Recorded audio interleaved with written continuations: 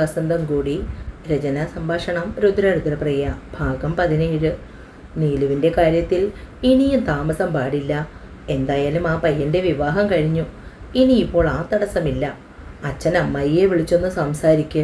നമുക്കുടനെ engagement നടത്താം. നിരഞ്ജൻ രാവിലെ അച്ഛനോട് കാര്യങ്ങൾ അവതരിപ്പിക്കുന്ന തിരക്കിലാണ്.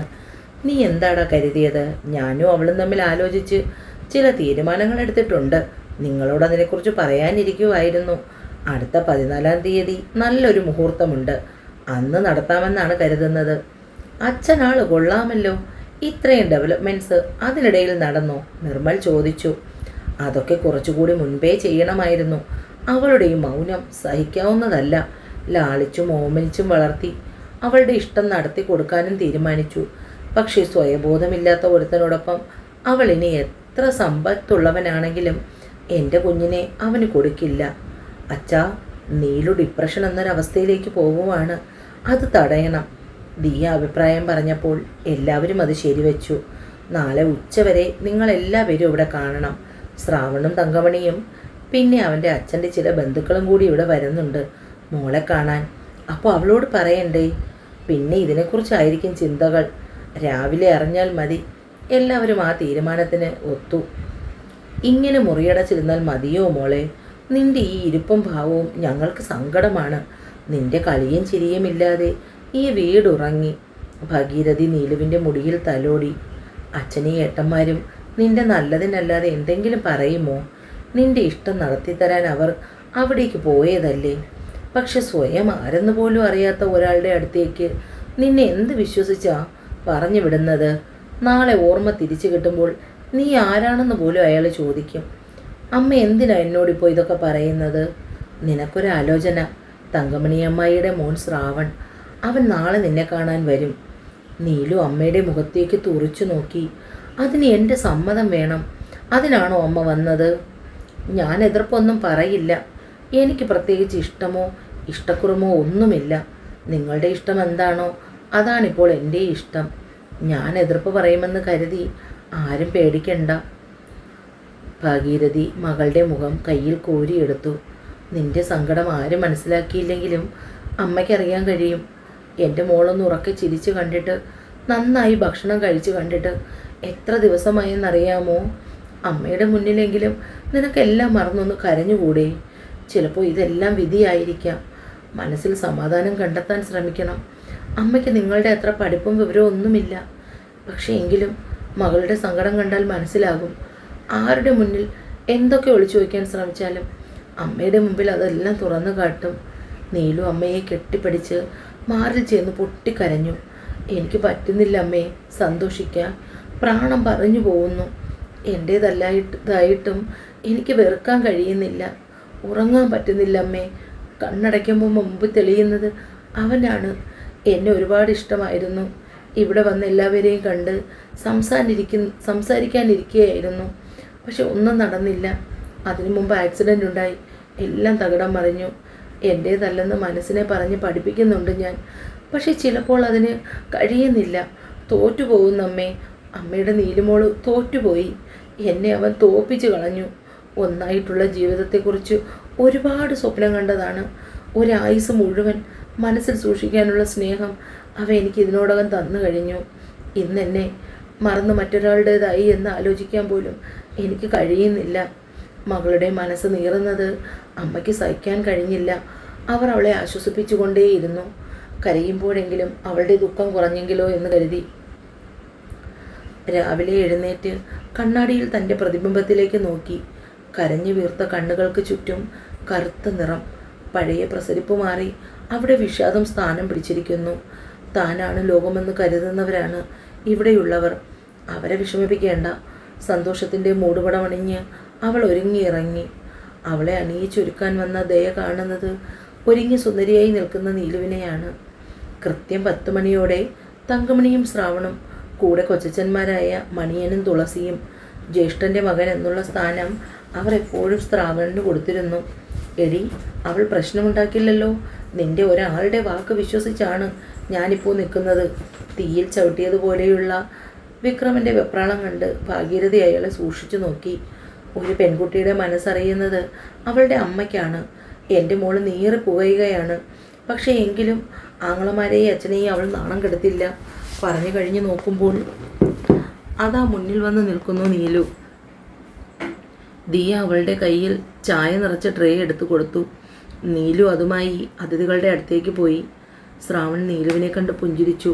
കുറേ കാലത്തിന് ശേഷമാണ് തങ്കമണിയും ശ്രാവണും നീലുവിനെ കാണുന്നത്. തങ്കമണി നീലുവിൻ്റെ അടുത്തിരുത്തി വിശേഷങ്ങൾ ചോദിച്ചു. അവൾ ഭഗീരഥിയോട് വളരെ നല്ല രീതിയിൽ തന്നെയാണ് പെരുമാറിയത്. പെണ്ണിനും ചെറുക്കനും എന്തെങ്കിലും സംസാരിക്കാനുണ്ടെങ്കിൽ ആയിക്കോട്ടെ അല്ലേ മണി? തുളസി മണിയോട് പറഞ്ഞു. അതെ, അതൊക്കെയാണ് ഇപ്പോഴത്തെ കീഴ്വഴക്കം.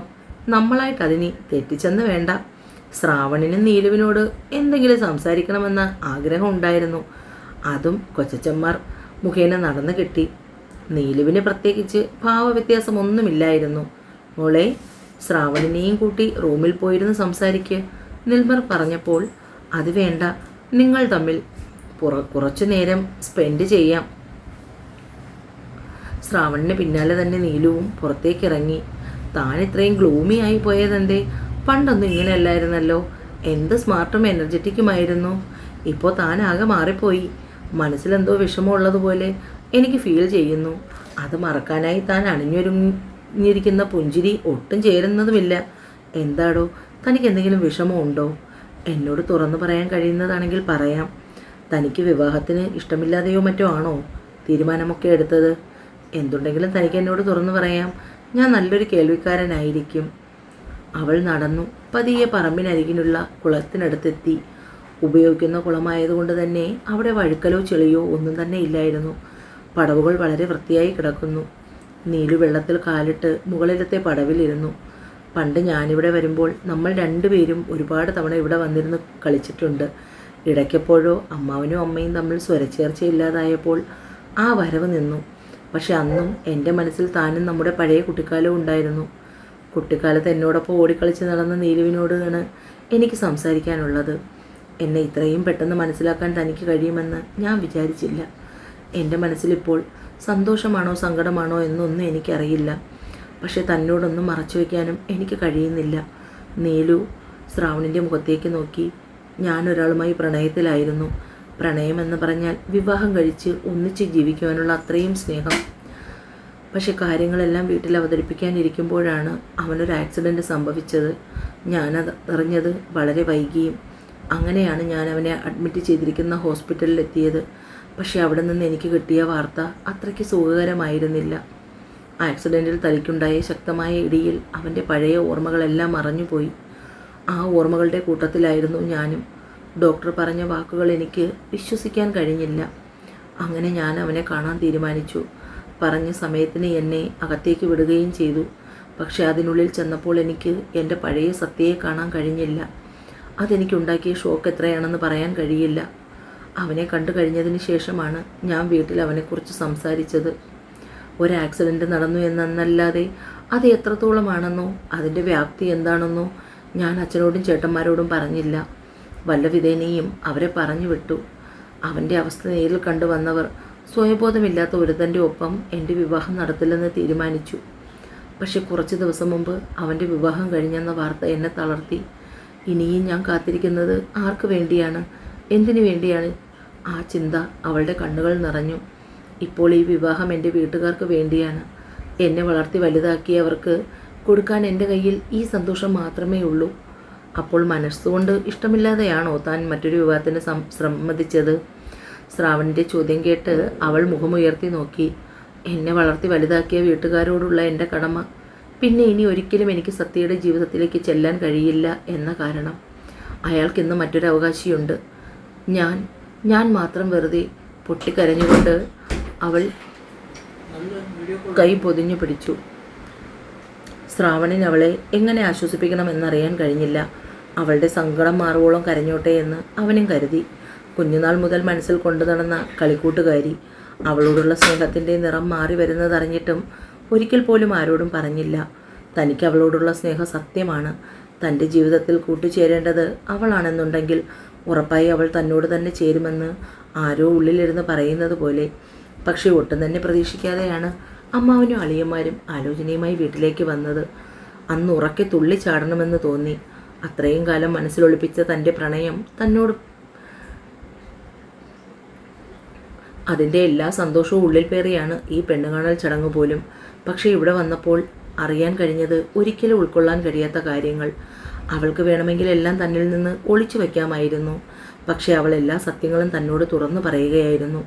ഉള്ളിൽ കളങ്കമില്ലാത്ത അവളെ തനിക്ക് മനസ്സിലായില്ലെങ്കിൽ പിന്നെ ആർക്കാണ് മനസ്സിലാക്കാൻ കഴിയുന്നത്? അവളൊന്നും ഓക്കെയായി എന്ന് കണ്ടതും ശ്രാവൺ അവൾക്കരികിലേക്ക് ഇറങ്ങിയിരുന്നു. തനിക്ക് വേണമെങ്കിൽ ഇതെല്ലാം എന്നോട് പറയാതെ ഈ ആലോചനയുമായി മുന്നോട്ട് പോകാൻ കഴിയുമായിരുന്നു. പക്ഷെ താനെല്ലാം എന്നോട് തുറന്നു പറഞ്ഞു. പരസ്പരം മനസ്സിലാക്കി മുന്നോട്ട് ജീവിക്കാൻ കഴിയുമെങ്കിൽ ഞാൻ ഈ ആലോചനയുമായി മുന്നോട്ട് പോകട്ടെ. ഒരിക്കലും ഞാൻ തന്നെ നിർബന്ധിക്കില്ല. തനിക്ക് പൂർണ്ണ സമ്മതം ഉണ്ടെങ്കിൽ എന്നെ വിളിക്കാം. മൊബൈൽ നമ്പർ എഴുതി ഒരു ചെറിയ പേപ്പർ കഷ്ണം അവളുടെ കൈകളിൽ വച്ചു കൊടുത്തു. ഇത് നമ്മൾ മാത്രം അറിഞ്ഞാൽ മതി. തൻ്റെ സമ്മതം അറിഞ്ഞിട്ട് മാത്രമേ ഇനി ഈ ആലോചന മുന്നോട്ട് പോകൂ.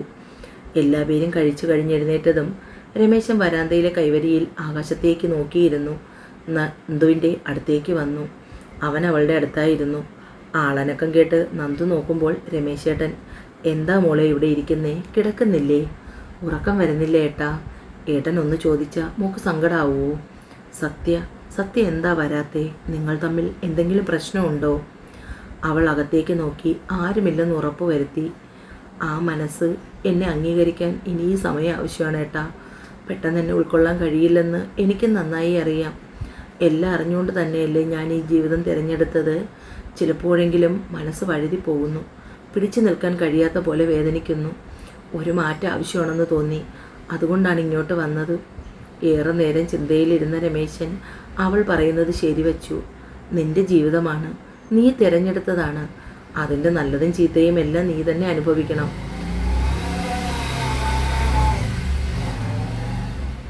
നിന്നെക്കുറിച്ച് ഓർക്കുമ്പോൾ വേദന തോന്നുന്നുണ്ട്. പക്ഷെ ആ വേദനയ്ക്കിടയിലും ഒരു ശുഭാപ്തി വിശ്വാസമുണ്ട്. നിങ്ങളുടെ ജീവിതം സുന്ദരമാകുമെന്ന്. സഹിക്കാൻ വയ്യാതാകുമ്പോൾ ഇറങ്ങി വന്നേക്കണേ കുഞ്ഞി. ഇവിടെ നിനക്ക് ഞങ്ങളെല്ലാവരും ഉണ്ട്. ഇറങ്ങി വരാനുള്ള ഇടവരുത്തരുതേ എന്ന് ഏട്ടൻ കൂടി ഈശ്വരന്മാരോട് പ്രാർത്ഥിക്കണേ. ഒരുപാട് താമസിക്കേണ്ട, നേരത്തെ കിടന്നുറങ്ങണം. വൈകിക്കില്ല ഏട്ടാ. കുറച്ച് നേരം കൂടി കഴിഞ്ഞ് ഞാൻ കിടന്നോളാം. ഏട്ടൻ പോയി കിടന്നു. രമേശൻ അകത്തേക്ക് പോയി കഴിഞ്ഞതും അവൾ ആകാശത്തിൽ പൂത്തു നിൽക്കുന്ന നക്ഷത്രക്കൂട്ടങ്ങളിലേക്ക് കണ്ണു പായിച്ചു. 2 ദിക്കുകളിലായി മാറി മാറി നിൽക്കുന്ന 2 നക്ഷത്രങ്ങളിലേക്ക് അവളുടെ കണ്ണുടക്കി. ആ നക്ഷത്രങ്ങൾ പോലെയാണ് താനും അദ്ദേഹവും. അറിയാതെ അവളുടെ കണ്ണ് നിറഞ്ഞു.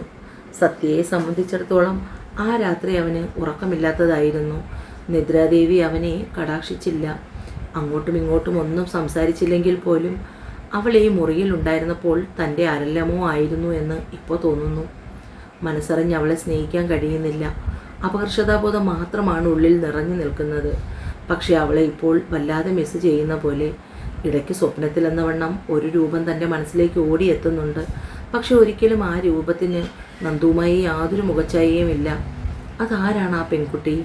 മറന്നുപോയ തൻ്റെ ഓർമ്മകൾ മാറാലയ്ക്കുള്ളിൽ നിന്ന് പുറത്തു വരുന്നതാണോ? ഒന്നും അറിയാൻ കഴിയുന്നില്ല. ഒന്നും. ഇപ്പോൾ ആവശ്യം ഉറക്കമാണ്. പക്ഷെ അത് തനിക്ക് അന്യമായതുപോലെ. തിരിഞ്ഞും മറിഞ്ഞും കിടന്നു. അല്പനേരം എഴുന്നേറ്റിരുന്നു. മുറിയിൽ തലങ്ങും വിലങ്ങും നടന്നു. ഒടുവിൽ നിവർത്തിയില്ലാതെ അലമാര തുറന്ന് അതിൽ നിന്ന് നന്ദുവിൻ്റെ 2 സാരി പുറത്തേക്കെടുത്ത് ബെഡിലേക്കിട്ടു. അതിൽ മുഖം ചേർത്ത് കിടന്നതും അവളുടെ സാമീപ്യമുള്ളതുപോലെ. രാവിലെ റൂമിലേക്ക് ചായയുമായി വന്നത് സുമയായിരുന്നു.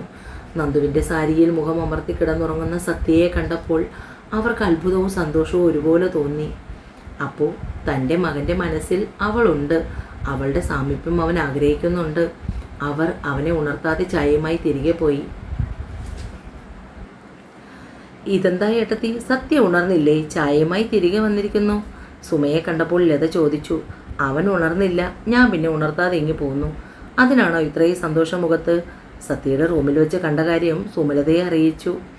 ആണോ? അപ്പോൾ അവൻ്റെ മനസ്സിന് ഇളക്കം തട്ടിയിട്ടുണ്ട്. അവളിടന്ന് പോയപ്പോഴായിരിക്കും അവളെക്കുറിച്ചുള്ള ഓർമ്മകൾ തുടങ്ങിയത്. എന്തായാലും ഞാനൊന്ന് പോയി നോക്കിയിട്ട് വരാം. ഏട്ടത്തി ചായ എങ്ങിതാ. സുമയുടെ കയ്യിൽ നിന്ന് ചായ വാങ്ങി ലത സത്യയുടെ റൂമിലെത്തി. അപ്പോൾ ബെഡിൽ സത്യയെ കാണാനില്ല. വാഷ്റൂമിൽ നിന്ന് ശബ്ദം കേട്ടപ്പോൾ മനസ്സിലായി അവൻ അകത്താണെന്ന്. ബെഡിൽ നോക്കുമ്പോൾ നന്ദുവിൻ്റെ സാരി അവിടെ കാണാനില്ല. അലമാരയുടെ ഡ്രോ തുറന്നിരിക്കുന്നത് കണ്ടപ്പോൾ മനസ്സിലായി. എഴുന്നേറ്റ ഉടനെ തന്നെ അവനത് മടക്കി അലമാരയിൽ വെച്ചെന്ന്. ചായ അവിടെ വച്ച് ലത റൂമിൽ നിന്നും പുറത്തേക്കിറങ്ങി. ചായ കൊണ്ടുവരാൻ അമ്മയോ ആരോ വന്നിട്ടുണ്ട്. അവളുടെ സാരി എടുത്ത് മാറ്റിയത് നന്നായി, ഇല്ലെങ്കിൽ അവർ കണ്ടേനെ. ആശ്വസിച്ചുകൊണ്ട് സത്യ ചായ കുടിച്ചു. ചെറിയ രീതിയിൽ എക്സസൈസ് മുത്തശ്ശനോടൊപ്പം ചേർന്ന് അവനും ഇപ്പോൾ ചെയ്യുന്നുണ്ട്. കൈക്കും കാലിനും ഫിസിയോതെറാപ്പിയും ചെയ്യുന്നു.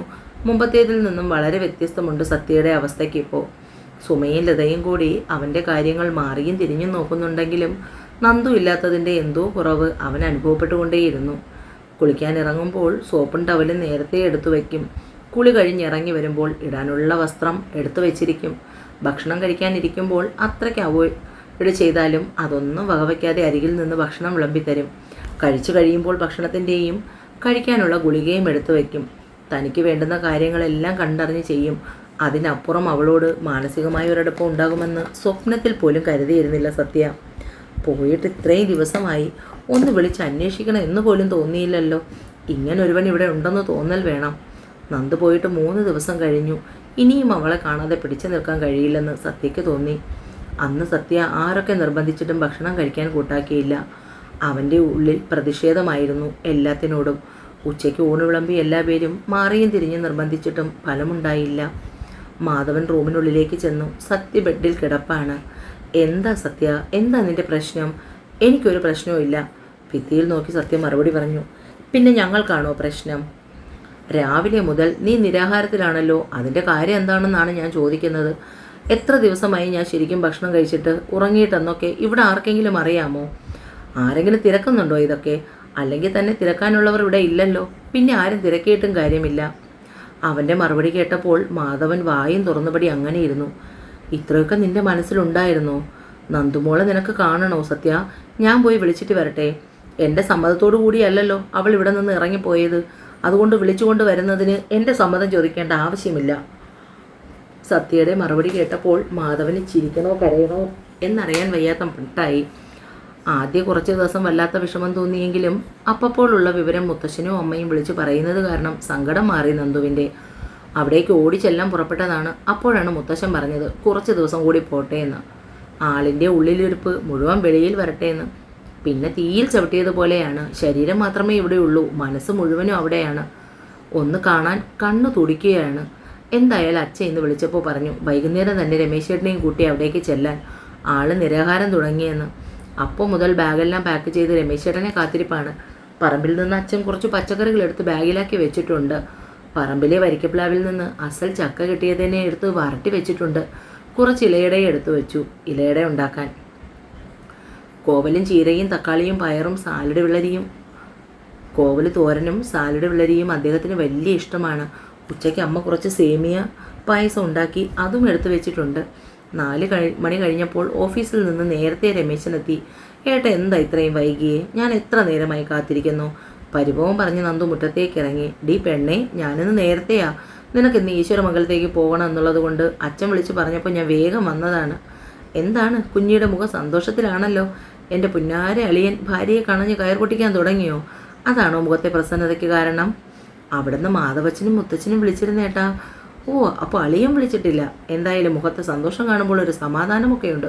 പോയിട്ട് വാ, ഒരു 5 മിനിറ്റ്, ഞാനൊന്ന് വേഗം ഫ്രഷായി വരാം. സമയം ഏകദേശം 5:30 മണി കഴിഞ്ഞു. ഏട്ടൻ ഫ്രഷായി വരുന്നത് വരെ സമയമുണ്ട്.